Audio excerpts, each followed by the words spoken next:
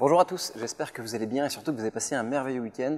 Ça y est, le printemps est là et enfin on va pouvoir profiter des beaux jours et surtout des vins très estivaux que Chef d'Œuvre vous propose très bientôt. Alors pour vous mettre un petit peu dans le bain et surtout sur la route du soleil, eh bien, nous commencerons mardi avec les ventes flash en rapport prix-plaisir excellent de Chef d'Œuvre. On retrouvera un domaine de Provence qui m'éblouit depuis pas mal de millésimes et qui, sur un écrin minuscule de calcaire à côté de la montagne Sainte-Victoire, produit des grands vins de Provence qui vieillissent admirablement. C'est le domaine Mina Vineyards qui nous propose là quelques vieux millésimes de l'onothèque du domaine, des vins à moins de 20 €, mûrs, posés par le temps, à base de Cabernet Sauvignon et de Syrah pour les rouges, à base de Vermentino essentiellement pour les blancs. Des vins qui transmettent franchement une identité sudiste tout en préservant la fraîcheur, des vins qui savent un peu truffer à l'évolution, qui reprennent évidemment les codes aromatiques des cépages de Bordeaux et de la Syrah sur l'olive noire, donc un cocktail en fait de saveurs vraiment bluffant qui bien sûr quand la saison le permet de profiter de ces belles envolées estivales dans le verre et bien sûr dans l'assiette.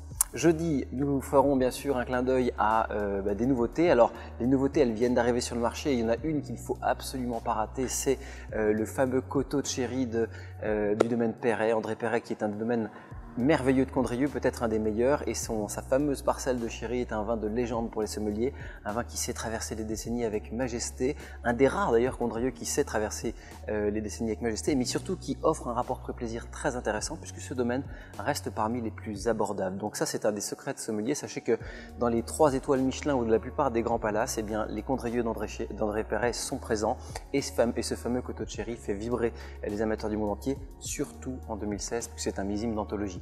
Pour les amateurs et ceux qui aiment aussi cocher d'autres cases, nous aurons quelques bouteilles en quantité limitée du célébrissime Coteau de Vernon de Christine Vernet, un des grands Condrieu à boire au moins une fois dans sa vie. Alors là, c'est pas tout à fait le même prix, mais par contre, ça vaut franchement le coup. Donc là, ça sera le moment bien sûr de vous équiper avec ces vins dont l'aromatique est printanière, qui flatte également les premières asperges avec brio, le genre de vin bien sûr qu'il faudra servir au printemps.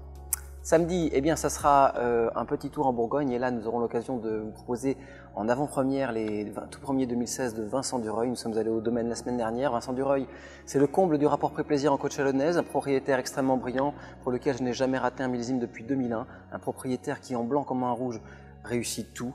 Malheureusement, ce millésime, c'est 40% de vin en moins dans la cave sur 2016 à cause du gel. Donc, des productions plus limitées, mais des vrais plaisirs décuplés par finalement des équilibres comme on les aime en Bourgogne, des blancs lumineux, frais, teintés de patine boisée magnifiques. Ça sera supérieur à 2015 clairement, ça rappellera un peu certains 2014 mais avec plus de chair. Et pour les rouges, notez-le, eh bien, il n'y a pas, comme le domaine a beaucoup gelé, la plupart des très belles parcelles de rouge ont terminé dans le Rully-Village qui à lui seul est un monument. Donc vous retrouverez ça, bien sûr il faudra être rapide puisque là pour le coup bien, la location est un peu diminuée compte tenu du fait bien sûr qu'on ait eu du gel.